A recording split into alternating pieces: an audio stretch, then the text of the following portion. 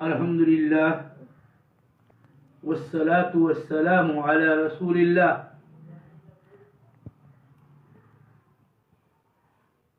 وبعد،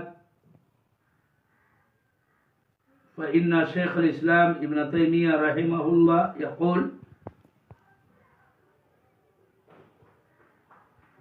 فيؤمنون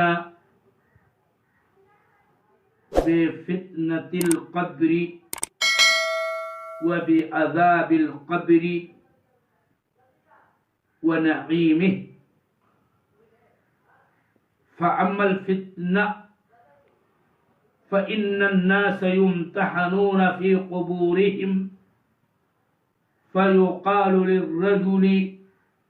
من ربك وما دينك ومن نبيك؟ فيثبت الله الذين آمنوا بالقول الثابت في الحياة الدنيا وفي الآخرة إلى آخره.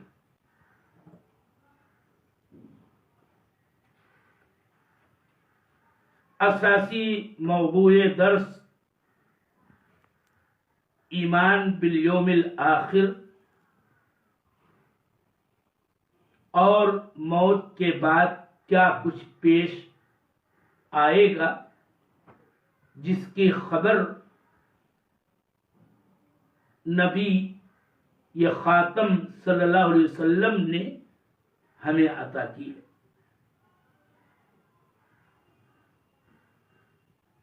اور ان پر ایمان رکھنا اہل سنت والجماعت کا ایمان و اعتقاد ہے.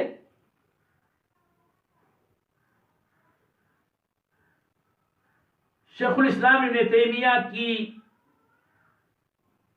یہ عبارت خصوصیت کے ساتھ آپ ترجمے کے ساتھ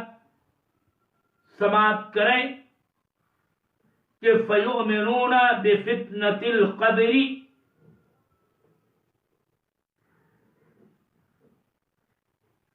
یعنی اہل سنت والجماعت فتنہ قبر پر ایمان رکھتے ہیں. وَبِعَذَابِ الْقَبْرِ وَنَعِيمِهِ، وہ قبر کی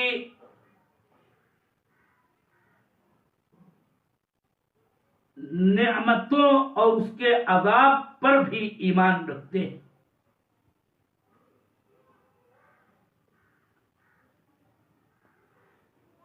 فتنہ قبر کیا ہے؟ فتنے کا کیا مطلب ہے؟ یاد رہے کہ فتنہ اس کا معنی ہی ہوتے ہیں آزمائش کی، اختبار کی، امتحان کی. گرچہ فتنے کے اور بھی کئی معانی ہیں، لیکن یہاں فتنۃ القبر میں فتنے سے مراد قبر کے اندر میت کا دفن کے بعد امتحان و آزمائش سے دوچار ہونا.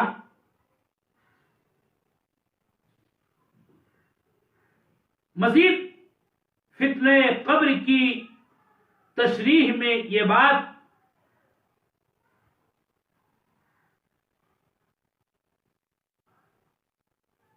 ہے کہ مدفون ہونے کے بعد انسان سے خواہ مرد ہو یا عورت، اس سے 3 بنیادی سوال کیا جائے گا. اس سے یہ پوچھا جائے گا کہ تیرا رب کون ہے، تیرا دین کیا ہے، تیرا نبی و رسول کون ہے. اور انہی تینوں چیزوں کے بارے میں سوال پوچھا جانا، یہی فتنہ قبر کہلاتا ہے۔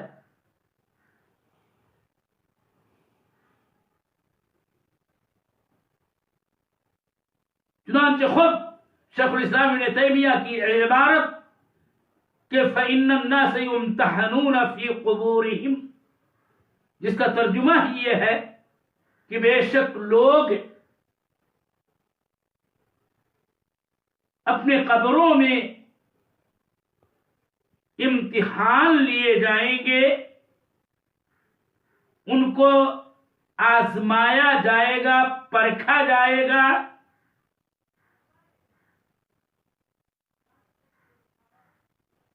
کیوں سے پوچھا جائے گا، انسان سے کہا جائے گا کہ من ربک وما دینک ومن نبیک، اور یہی فتنہ قبر ہے۔ فتنہ قبر برحق اس کے دلائل کتاب و سنت کے اندر موجود ہے۔ قرآن کریم کی آیت کریمہ یثبت اللہ الذین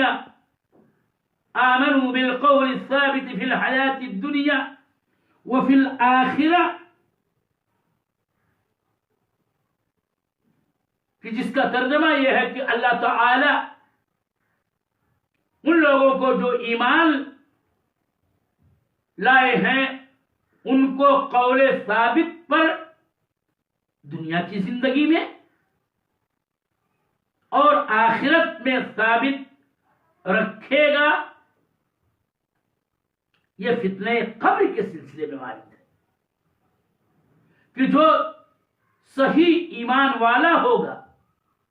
اللہ تعالی اس کو دنیا کی زندگی میں بھی قول ثابت پر ثبات قدمی عطا کرے گا، وفی الآخرہ، اور آخرت میں بھی قول ثابت پر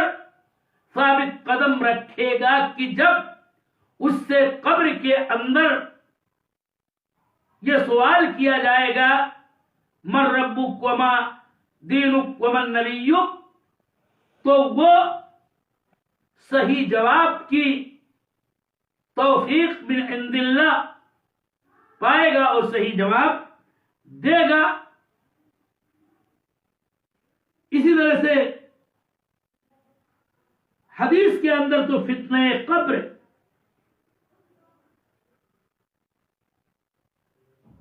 کی دلیلیں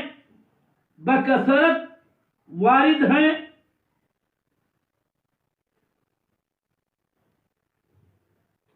کہ انسان قبر میں فتنے کے اندر مبتلا کیا جائے گا۔ میں آپ کو یہاں صحیح حدیث سنا رہا ہوں، جو حدیث اس بات کی واضح ترین دلیل ہے کہ قبروں میں لوگ فتنے میں مبتلا کیے جائیں گے، آزمائے جائیں گے، ان کا امتحان لیا جائے گا۔ اللہ کے نبی صلی اللہ علیہ وسلم کی حدیث کے الفاظ ہیں، بخاری کی روایت کا لفظ میں پڑھ رہا ہوں، سنا رہا ہوں آپ کو کہ آپ نے کہا ان اللہ قد اوحى الی انکم تفتنون فی قبورکم مثل او قریبا من فتنة الدجال الحدیث، کہ اللہ تعالی نے میری طرف وحی کی کہ اے میری امت کے لوگوں، تم لوگ اپنے قبروں کے اندر فتنے سے دو چار ہوگے، تمہارا امتحان ہوگا، تم سے سوال کیا جائے گا، اور یہ فتنہ بڑا شدید ہوگا، اتنا شدید کہ اللہ کے نبی صلی اللہ علیہ وسلم کے الفاظ ہیں، اور ابھی نے یہ بیان کیا کہ آپ نے یوں کہا کہ ایسے ہی جیسے یا ایسے ہی قریب قریب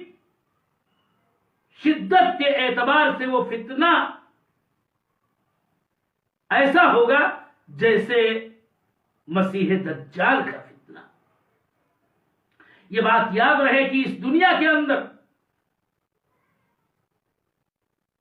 انسانوں کے لیے فتنے بے شمار ہیں، لیکن سب سے بڑا فتنہ پوری تاریخ انسانی میں فتنہ مسیح دجال ہوگا، جو قیامت کی 10 بڑی نشانیوں میں سے ایک نشانی ہے،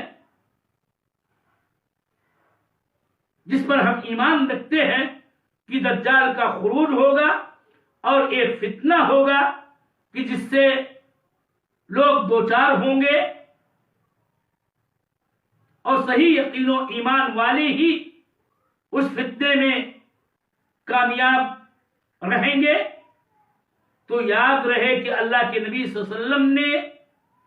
اسی شدید فتنے دجال سے مشابہت دی ہے، اس فتنے کی کہ جس سے لوگ دوچار ہوں گے اپنی قبروں کے اندر.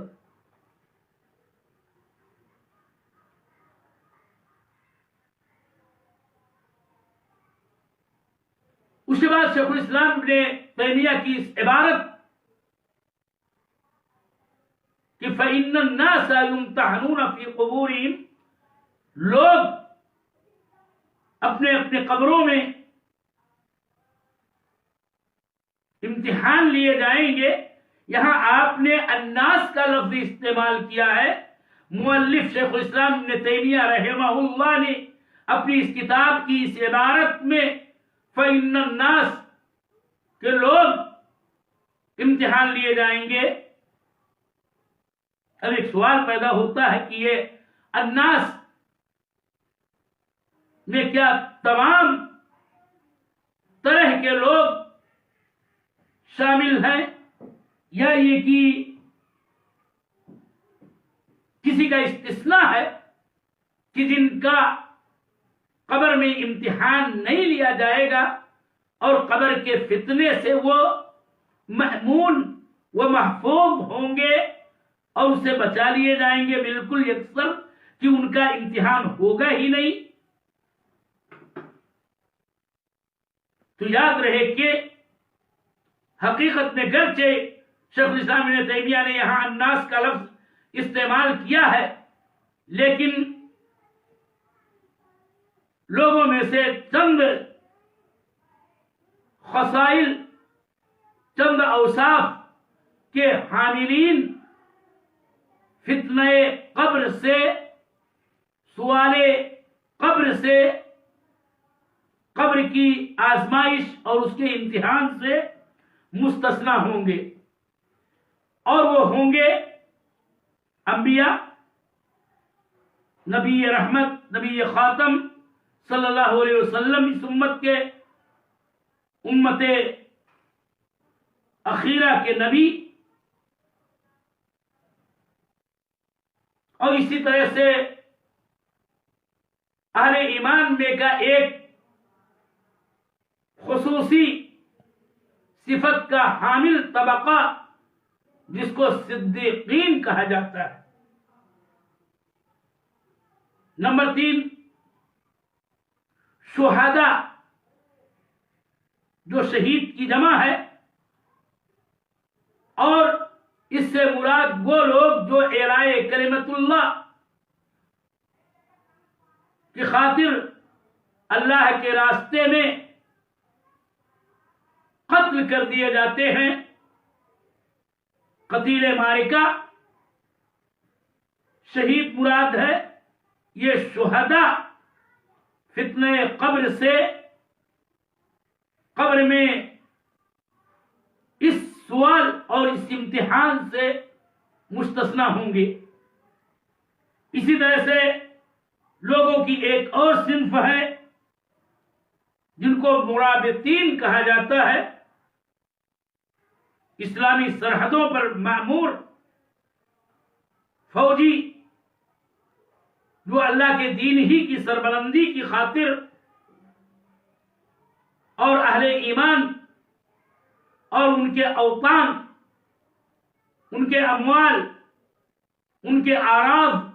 کی حفاظت کی خاطر کہ دشمن ان پہ حملہ نہ کر دیں، وہ سرحدوں پہ معمور ہوتے ہیں، شب و روز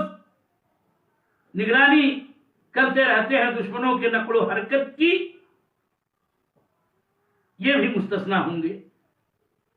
اسی طرح سے ایک اور صنف جو صغار اطفال، اسی طرح سے مجانین، پاگل، جہاں تک بات انبیاء کی ہے تو انبیاء کے بارے میں یہ بات یاد رہے کہ ان سے نہیں سوال ہوگا۔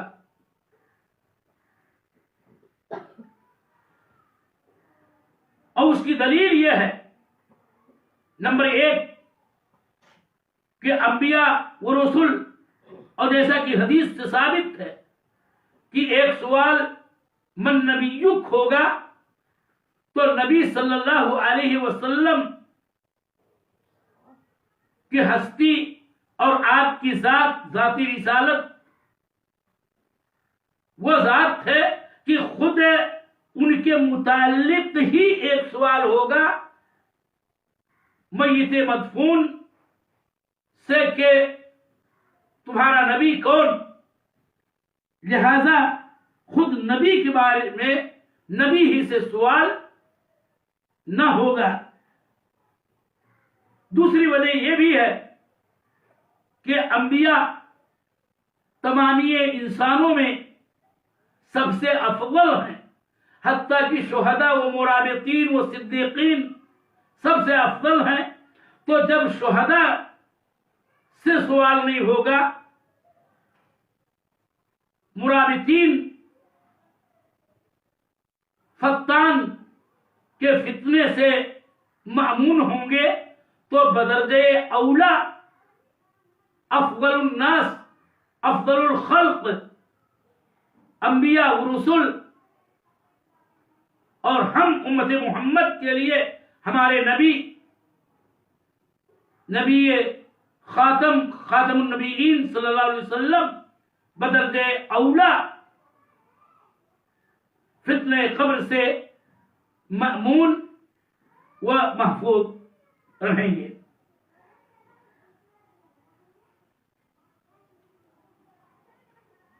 اور پھر یہ بھی اگر ہم حدیث کو بغور دیکھیں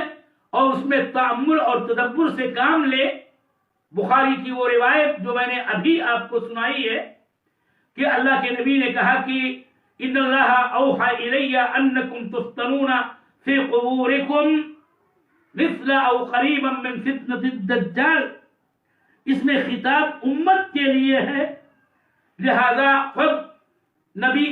رسول محمد مصطفیٰ صلی اللہ علیہ وسلم اس میں شامل و داخل نہ مانے جائیں گے کہ آپ نے اپنی امت کو کہا ہے کہ یہ میری امت کے لوگوں، تم اپنی قبروں میں فتنے میں ڈالے جاؤ گے۔ رہی بات دوسرے صنف صدیقین کی، یاد رہے کہ صدیقین وہ ہیں کہ جن کے ایمان کی اور ایمانی صداقت کی گواہی اللہ تعالی نے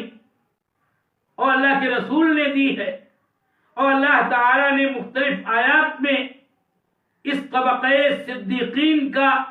ذکر کرتے ہوئے یہ بتایا ہے کہ یہ میرے منعم علیہم بندے ہیں، اور ان کے بارے میں یہ بات یاد رہے کہ آیت کریمہ کے اندر وارد ترتیب کے اعتبار سے یہ شہداء سے افضل ہیں۔ جب شہید کے بارے میں احادیث نبویہ کے اندر یہ بات موجود ہے کہ وہ قبر کے فتنوں سے محفوظ ہوں گے، نسائی کی ایک روایت میں آپ کو سناتا ہوں، جس کے الفاظ یہ ہیں کہ کفا ببارقۃ السیوف علی راسہ فتنہ. یہ بڑی ہی امتیازی شان ہے شہید کی کہ تلواروں کی کود اور تلواروں کی چمک اور اس کے سر پر اس کا وار ہونا یہ فتنے کے لیے کافی ہے کہ وہ صاحب ایمان جس نے اپنے ایمان کی صداقت یوں پیش کی، اللہ ہے علیم بذات الصدور کے سامنے، کہ اللہ کے دین کی خاطر اور اس کے دین کی سربلندی کی خاطر، کلمہ لا الہ الا اللہ کی بلندی کی خاطر اپنی جان نثار کر دی اور اپنے آپ کو تیر و تلوار کے نشانے پر رکھا اور اس کا وار اس پر ہوا اور یوں وہ قتیل معرکہ بن کر کے درجہ شہادت کو حاصل کیا. یہ ایسا مرتبہ ہے عظیم کہ اس کی بنیاد پر فتنے سے وہ معمون وہ محفوظ ہوگا کہ اس کا اب امتحان لینے کی حاجت تو ضرورت نہیں ہے، کہ گویا وہ امتحان اپنی دنیاوی زندگی میں یوں دے چکا کہ اپنے رب پر ایمان رکھتے ہوئے اور دین پر ایمان رکھتے ہوئے، دین اسلام پر اور رسول اسلام پر ایمان رکھتے ہوئے صداقت ایمانی کا یوں ثبوت دے چکا ہے کہ اس نے اپنی جان اللہ کے راستے میں قربان کر ڈالی ہے.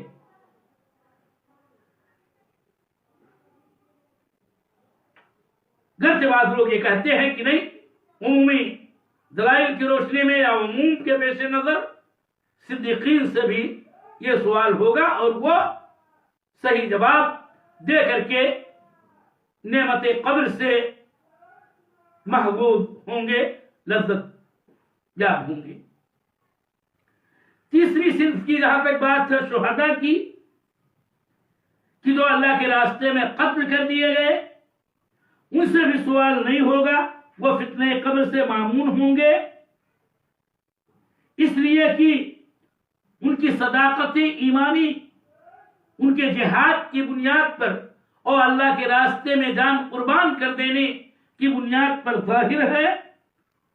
اور جیسا کہ ابھی میں نے یہ روایت آپ کے سامنے پیش کی کہ کفا ببارقۃ السیوف علی رأسہ فتنۃ، رواہ النسائی. چوتھی صنف مرابطین کی ہے، اور مرابط کہتے ہیں سرحدوں پر اسلامی فوج کا وہ دستہ جو نگرانی پر مامور ہوتا ہے، یہ بھی قبر کے فتنے سے محفوظ ہوں گے. رباط فی سبیل اللہ کی بڑی فضیلت وارد ہے، حتیٰ کہ حدیث میں صحیح وارد ہے کہ ایک رات اور ایک دن کا رباط یہ ایک مہینے کے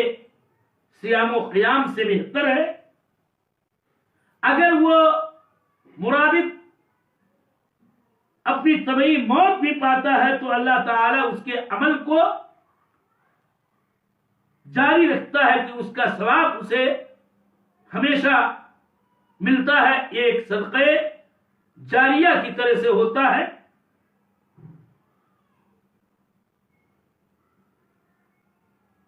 اور اس کو روزی من عند اللہ ملتی رہتی ہے. اور حدیث میں الفاظ ہیں مسلم کی روایت کہ وہ اومین الفتان رباط یوم ولیلۃ خیر من صیام شہر وقیامہ وإن مات أجر الله عمله الذي يعمل وأجر عليه رزقه وَأُمِنَ الْفَتَّانِ، موضع شاہد یہ ہے کہ وہ فتان اس فرشتے کے سوال و جواب پر مبنی فتنے اور امتحان سے مامون ہوگا، اس سے اس کو محفوظ رکھا جائے گا۔ اسی طرح سے فتنہ قبر اور قبر کے اندر سوال و جواب سے محفوظ ایک صنف وہ ہوگا جو صغار اطفال کا ہے، جن کی بلوغت سے پہلے موت واقع ہو جاتی ہے، تکلیف کی عمر کو پہنچنے سے پہلے اللہ تعالیٰ انہیں وفات دے دیتا ہے، اور اسی طرح سے انہی میں شامل، انہی کا حکم میں شامل کہ غیر مکلف صنف پاگلوں کی، تو ان کے بارے میں بھی ایک قول تو یہ ہے کہ ان کا امتحان ہوگا اور یہ بھی فتنہ قبر سے دوچار ہوں گے، اور دوسرا قول اور یہی زیادہ راجح ہے کہ ان سے سوال نہیں ہوگا، اور اس کی وجہ یہ ہے کہ وہ غیر مکلف رہے، صغار اس لیے کہ ابھی وہ تکلیف کی عمر کو پہنچے ہی نہیں، کہ جب اللہ تعالی کی نازل شریعت اور اس کے احکام کے وہ مکلف بنے اس سے پہلے ہی وفات ہو گئی، اور مجنون کی عقل و ہوش سے بیگانہ ہونے کی وجہ سے وہ بھی احکام شرعیہ کی چونکہ مکلف نہیں ہے، اس لیے ان سے بھی قبر میں من ربک وما دینک ومن نبیک کا سوال نہیں ہوگا۔ یہیں پر فائدے کا ایک بات اور جس کا ذکر شیخ محمد صالح عثیمین رحمہ اللہ نے اپنی شرح میں یوں کیا ہے کہ لوگوں کی مجموعی طور پر 3 قسمیں ہوتی ہیں، ایک تو خالص مومن، دوسرے منافق کی جو ظاہری طور پر تو ایمان رکھتے ہیں لیکن باطن میں وہ کفر چھپائے رکھتے ہیں، اور تیسری صنف ہے کھلم کھلا کفر کرنے والوں کی، خالص کفار۔ یاد رہے کہ مومن اور منافق دونوں یہ فتنہ قبر سے دوچار ہوں گے، دونوں سے سوال کیا جائے گا۔ البتہ کفار کے بارے میں اختلاف ہے، بعض لوگ کہتے ہیں کہ چونکہ ان کا کفر اور اللہ تعالیٰ پر ایمان، اس کے دین پر ایمان، اس کے رسول پر ایمان کے تعلق سے ان کا کذب ظاہر ہے اور اسی پر ان کی موت ہوئی، لہذا ان کے امتحان کی اور ان کو آزمانے کی کوئی بات نہیں ہے، اس لیے ان سے سوال نہیں ہوگا، اور وہ برزخی عذاب سے اپنے کفر، اپنی شرک، اپنے نفاق اعتقادی، اپنے بد اعتقادی کی بنیاد پر دوچار ہوں گے۔ اور بعض علماء کا قول یہ ہے کہ نہیں، کفار کیونکہ احکام شرعیہ کے دنیا کی زندگی میں جو انہیں عطا ہوئی تھی وہ مکلف تھے، ان کے اوپر بھی یہ لازم و واجب و فرض تھا کہ وہ اللہ تعالیٰ پر، اس کی ربوبیت پر، اس کی الوہیت پر ایمان رکھتے اور اس کے نازل کردہ دین و شریعت پر ایمان لاتے، اس کے بھیجے ہوئے رسول و نبی پر ایمان لاتے، لہذا چونکہ وہ بھی مکلف صنف تھے اس لیے ان سے بھی سوال قبر میں ہوگا۔ علامہ ابن قیم الجوزیہ رحمہ اللہ نے اپنی عظیم کتاب الروح کے اندر اسی بات کو راجح قرار دیا ہے۔ لوگ اپنے خبروں میں فتنے میں مبتلا کیے جائیں گے، امتحان لیا جائے گا ان سے۔ یاد رہے کہ ایک بات فائدے کی یہ بتانا مناسب ہوگا کہ اپنی قبروں کے اندر ان کا امتحان ہوگا۔ قبر کی جمع ہے قبور، اور قبر کہتے ہیں اس جگہ کو جہاں کسی مردے کو دفن کیا جاتا ہے. ہم اہل اسلام کا اپنا طریق ہے جو اللہ کے رسول صلی اللہ علیہ وسلم نے بتایا ہے کہ کیسے قبر کھودی جائے اور کس طرح سے ان کو دفن کیا جائے. ہاں کفن میں لپیٹنے کے بعد الی آخری ہی. لیکن ایک بات یہاں یاد رہے کہ قبر سے مراد خالی وہ حفرہ جو زمین میں کھودا جاتا ہے اور جس کا اسلامی نام قبر ہے وہی نہیں، بلکہ اس سے اوپر اٹھ کر کے ہاں قبر سے مراد دنیاوی زندگی کے بعد کا جو مرحلہ جس کو ہم مرحلۃ البرزخ کہتے ہیں وہ مراد ہے. اور اسی لیے ہر اس انسان سے جس کی موت آئی کسی بھی طور پر آئی اور اس کے بعد وہ دفن کیا گیا قبر میں، کسی گڈھے میں ڈالا، اس کو مدفون کیا گیا، یا حتیٰ کہ اگر اس کو دفن کیا ہی نہیں گیا اس کو جلا دیا گیا، یا اس کو پرندوں نے کھا لیا، اس کو درندوں نے کھا لیا، یا جو بھی شکل جو بھی صورت اس کے ساتھ پیش آئی، اس مرحلہ برزخ میں اس کا امتحان ہوگا اور وہ فتنہ قبر سے فتنہ برزخ سے وہ دوچار ہوگا. یہ بات یاد رہے. اب یہ فتنہ اور یہ امتحان اس کی کیا صورت کیا کیفیت ہوگی، کون سا سوال ہوگا اس کے اس امتحان میں، اس کو بھی شیخ الاسلام ابن تیمیہ نے دلائل کی روشنی میں جو احادیث کے اندر وارد ہے اس کو ذکر کیا. چنانچہ آپ نے کہا فَيُقَالُ مَنْ رَبُّكَ وَمَا دِينُكَ وَمَنْ نَبِيُّكَ. یہ فتنہ اور امتحان کی صورت و کیفیت جیسا کہ حدیث میں وارد ہے اور صحیح احادیث میں وارد ہے یہ ہوگی کہ فرشتے آئیں گے دو اور اس کو بیٹھائیں گے اور اس سے یہ سوال کریں گے کہ تمہارا رب کون، تمہارا دین کیا ہے، تمہارا نبی کون ہے، تمہارا رب کون ہے کہ جس نے تم کو پیدا کیا، کہ جس پر تم کو ایمان رکھنا تھا اور جس کی عبادت کرنی تھی وہ کون ہے، اور تمہارا دین کیا ہے کہ وہ طریقہ اللہ تعالی کا منزل کہ جس کے مطابق تم کو عمل کرنا تھا اور جس کی روشنی میں اللہ تعالی کی اطاعت اور اس کی عبادت اور اس کے رسول کی اطاعت و اتباع کرتے ہوئے اپنی دینی و شرعی و ایمانی زندگی گزارنی تھی، وہ دین کون سا تھا. اور اسی طرح سے تمہارا نبی کون تھا کہ جو تم میں نبی و رسول بنا کے مبعوث کیا گیا کہ جس پر ایمان لانا ضروری تھا اور جس کی اتباع کرنی ضروری تھی. یہ ہے امتحان کی صورت و کیفیت جو حدیث کے اندر وارد ہے. اللہ کے نبی صلی اللہ علیہ وسلم نے یہی بتایا ہے کہ فرشتے آئیں گے اور اٹھا کر کے اور یہ